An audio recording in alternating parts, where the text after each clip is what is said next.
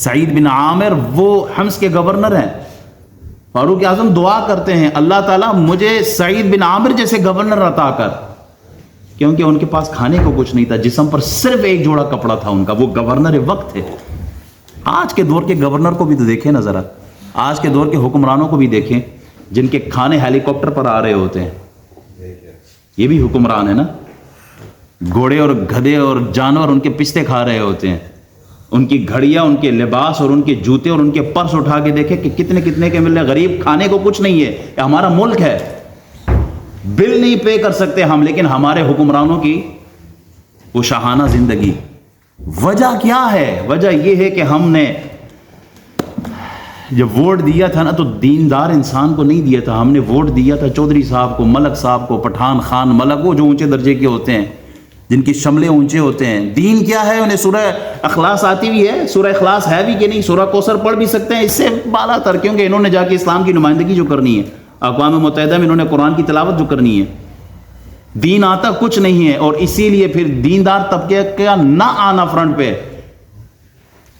ظلم پھر ہم ہی پر ہو رہا ہوتا ہے.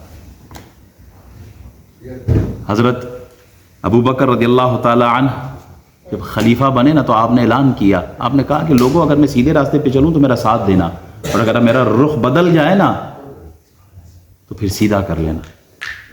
کیوں؟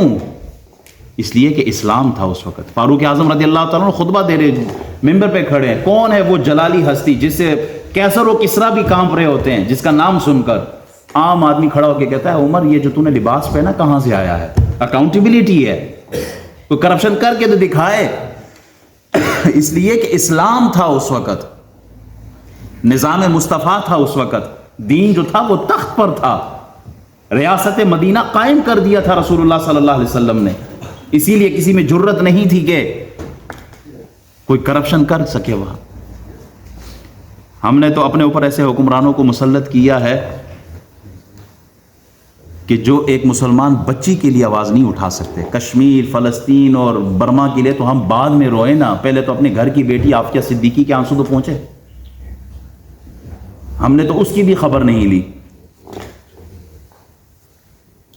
ان کا کوئی آئے نا، ابھی نندن آئے، ریمنڈ ڈیوس آئے، چھوٹ جاتے ہیں. وجہ کیا ہے کہ کوئی پوچھنے والا ہے پیچھے ان کے. ہماری بچیاں ذبح ہو رہی ہیں مسلمانوں کی، کشمیر ہو یا فلسطین ہو یا برما ہو، کوئی پوچھنے والا نہیں ہے. وجہ کیا ہے؟ ہمارا کوئی ایسا حکمران نہیں ہے جو صلاح الدین ایوبی کا کردار ادا کرے، جو نور الدین زنگی کا کردار ادا کرے، جو محمد بن قاسم کا کردار ادا کرے. وہ حکمران کیسے آئیں گے؟ حکمران تبھی آئیں گے جب ہم انہیں منتخب کریں گے، ہم خود کھڑے ہوں گے اپنے حق کے لیے. ہماری عدالتیں تو آسیہ گستاخ کو باہر نکالنے کے لیے وہ رکھیل کا کردار ادا کر رہی ہے.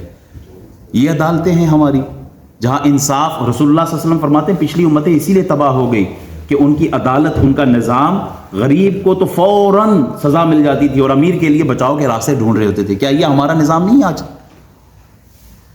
غریب مر جاتے ہیں لیکن انصاف کوئی نہیں مل رہا ہوتا.